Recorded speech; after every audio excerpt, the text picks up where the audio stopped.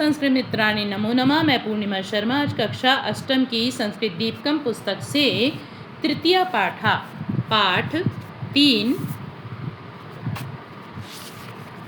जिसका नाम है सुभाषित रसम पीत्वा जीवनम सफलम कुरु, इसका शेष अर्थ लेकर प्रस्तुत हुई है। इससे पहले की वीडियो में आपको 4 श्लोकों के अर्थ बता दिए गए हैं। आज 5वें श्लोक से शुरू करते हैं।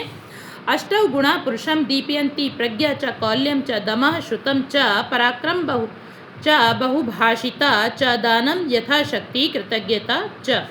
भावार्थ है, अष्टभी गुणैः युक्तः मानवः सर्वदा समाजे सम्मानं प्राप्नोति। 8 गुणों से युक्त मनुष्य हमेशा, सर्वदा मतलब हमेशा समाज में सम्मान प्राप्त करता है। विशेष ज्ञानम कुलीनता संयम वेदादीनां शास्त्राणां ज्ञानम पराक्रमः अल्पभाषिता सामर्थ्यानुसारं दानशीलता कृतज्ञता च इति ते एते अष्टौ गुणा सन्ति। अब कौन से 8 गुण हैं? विशेष ज्ञान, किसी विषय में आपको विशेष ज्ञान हो, जैसे किसी को कला में विशेष योग्यता प्राप्त होती है, किसी को खेल में विशेष योग्यता प्राप्त होती है, तो इस तरह से किसी विशेष ज्ञान से संपन्न हो। कुलीनता उच्च कुल वाला हो, संयम इंद्रियों को नियंत्रण करने वाला हो, वेदादि शास्त्रों का ज्ञान रखने वाला हो, पराक्रमी हो, अल्पभाषिता कम बोलने वाला हो, कम बोलना मतलब आवश्यकता अनुसार बोलने वाला हो, सामर्थ्य अनुसारम दानशीलता सामर्थ्य के अनुसार दान करने वाला हो, कृतज्ञता च और किए गए उपकार को मानने वाला हो। इति एते अष्टौ गुणा सन्ति, ये 8 गुण हैं। मानवा उत्तम गुणान आश्रित्य सम्मानिता भवति, मनुष्य इन उत्तम गुणों का आश्रय लेकर सम्मानित होता है। अतः उत्तम इसलिए कहा गया है गुणवान पूज्यते नरा, जो गुणवान व्यक्ति होता है उसी की पूजा होती है, अर्थात उसी का सम्मान होता है।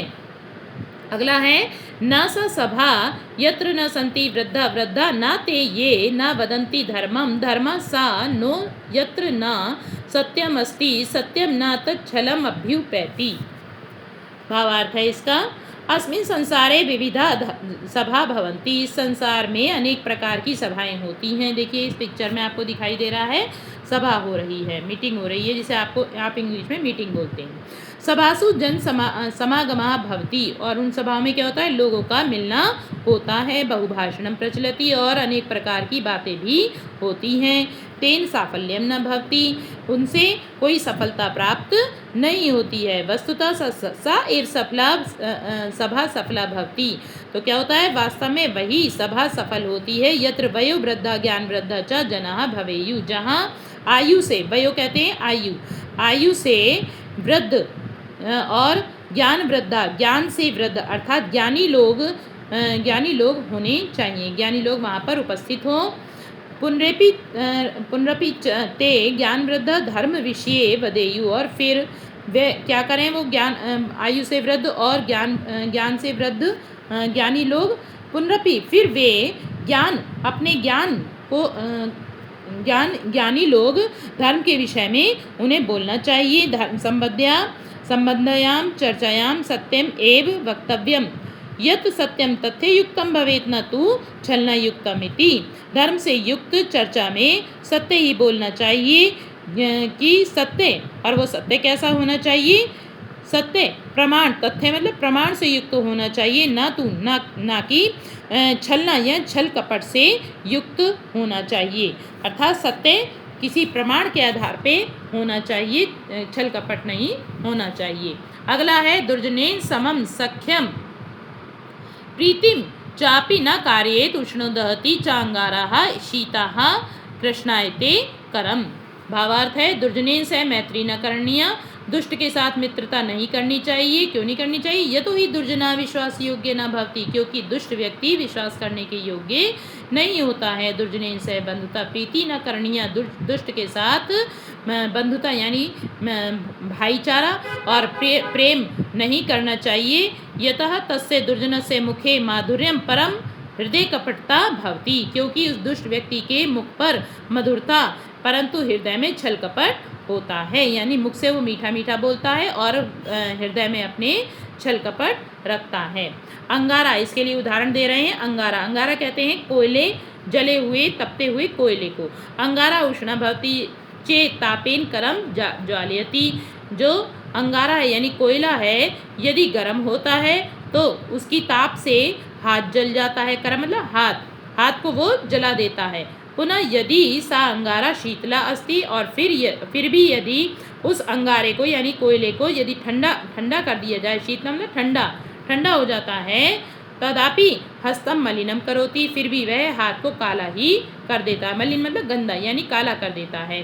तथैव दुर्जना सर्वदा एव अनिष्टम करोति कारयति च, वैसे ही दुष्ट व्यक्ति हमेशा ही बुरा ही करता है और करवाता है। अतः विद्या अलंकृतो अपि दुर्जना परिहर्तव्य, इसलिए विद्या से अलंकृत होने पर यानी ज्ञानी किसी दुष्ट व्यक्ति के ज्ञानी होने पर भी उसे छोड़ देना, परिहर्तव्य मतलब छोड़ देना चाहिए। यथा अगला है श्लोक, यथा हि एकेन चक्रेण न रथस्य गतिर्भवेत् एवं पुरस्कारेण बिना दैवं न सिद्ध्यति। भावार्थ है रथस्य गति चक्रद्वयेन एव सम्यक भवति, रथ की गति द्वेन चक्रेन दो चक्रों से यानी दो पहियों से ही भली भांति, सम्यक मतलब भली भांति होती है, अर्थात रथ दो पहियों के द्वारा ही ठीक से चलता है। एकेन चक्रेन रथ से गमनम न संभवेत, एक पहिए से रथ की गति नहीं हो सकती है, रथ नहीं चल सकता है। रथ से गति स्थगिता, इससे तो क्या हो जाएगा, रथ की गति रुक जाएगी। पुरुषार्थेन बिना, अब उदाहरण दे रहे हैं परिश्रम का, पुरुषार्थेन बिना फलम न सिद्ध्यति, परिश्रम के बिना फल प्राप्त नहीं होता है। भाग्ये स्थिते अपि उद्योगेन एव फलम लभ्यते, भाग्य में होने पर भी यानी कोई वस्तु हमारे भाग्य में है तो क्या करना है, भाग्य के सहारे बैठना है, नहीं, भाग्य में स्थित होने पर भी उद्योग यानी परिश्रम से ही फल प्राप्त होता है, यानी मेहनत तो करनी ही है। अत्र अनुभूयते यत्, यहाँ यह अनुभव किया गया कि प्रयत्न भाग्यम च मानवरथस्य द्विचक्रे स्था, कि प्रयत्न यानी कोशिश और भाग्य मानव रूपी रथ के, मनुष्य को क्या बताया, एक रथ की तरह बताया, मनुष्य रूपी रथ के दो चक्रे मतलब दो पहिए हैं। उक्तम अपि, कहा भी गया है, उद्यमेन ही सिद्ध्यन्ति कार्याणि न मनोरथै, परिश्रम से ही कार्य सिद्ध होते हैं, यानी परिश्रम करने से ही कार्यों में सफलता मिलती है, न मनोरथै केवल मन के चाहने से नहीं। आज के लिए इतना ही, अगली वीडियो में हम इस पाठ के अभ्यास कार्य के साथ मिलेंगे। धन्यवाद।